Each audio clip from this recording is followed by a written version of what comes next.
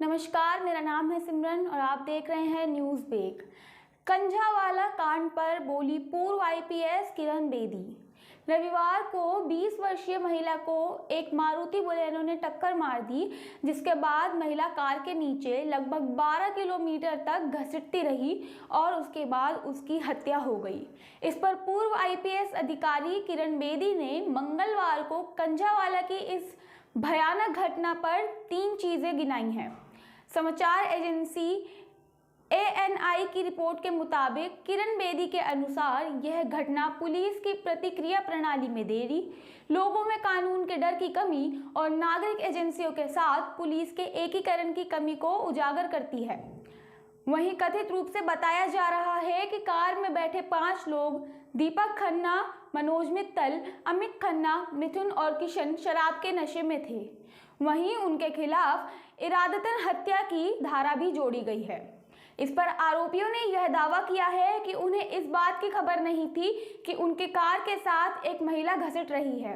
इसी पर पीड़िता की दोस्त, जो इस भयानक दुर्घटना में उसके साथ थी, उसने यह दावा किया है कि वह चिल्ला रही थी, लेकिन कार नहीं रोकी गई और यह सब दुर्घटना हो गई। अंजलि की हत्या के बाद पुलिस ने उसकी दोस्त निधि पर कई सवाल भी उठाए हैं, जैसे कि जो निधि ट्रक से टक्कर होने से रोकने के लिए कूदकर ब्रेक आगे लगाने का दावा करती है, वह कार से टक्कर के बाद दोस्त को बचाने के लिए आखिर वहां क्यों नहीं रुकी।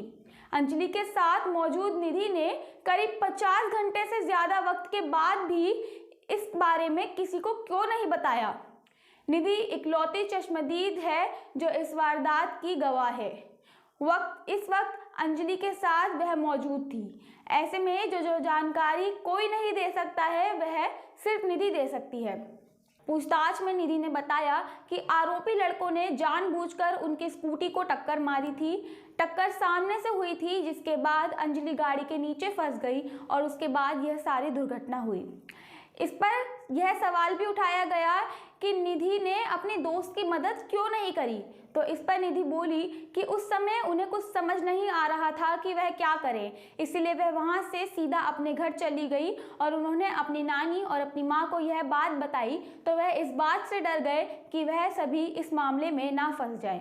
इसके साथ ही निधि ने बताया कि उस समय अंजलि ने काफ़ी शराब पी रखी थी, जिसके चलते उसकी एक बार ट्रक से टक्कर भी होने वाली थी। इसी दौरान निधि ने अंजलि के बॉयफ्रेंड का भी जिक्र किया।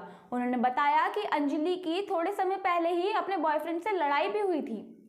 इसी के साथ एक बात और सामने आई है कि अंजलि और निधि के साथ उस दिन और भी लोग मौजूद थे। उन्होंने मिलकर होटल में 2 या 3 कमरे बुक किए थे। इस पे होटल में काम करने वाले व्यक्ति ने बताया कि अंजलि के साथ 2-3 लड़कियां और 2-3 लड़के थे। उन्होंने वहां पार्टी की, शराब पी, साथ ही सूखा नशा भी किया। इसके बाद उनकी आपस में लड़ाई हो गई, जिसके बाद होटल के मैनेजर ने उन्हें वहां से रवाना होने के लिए कह दिया।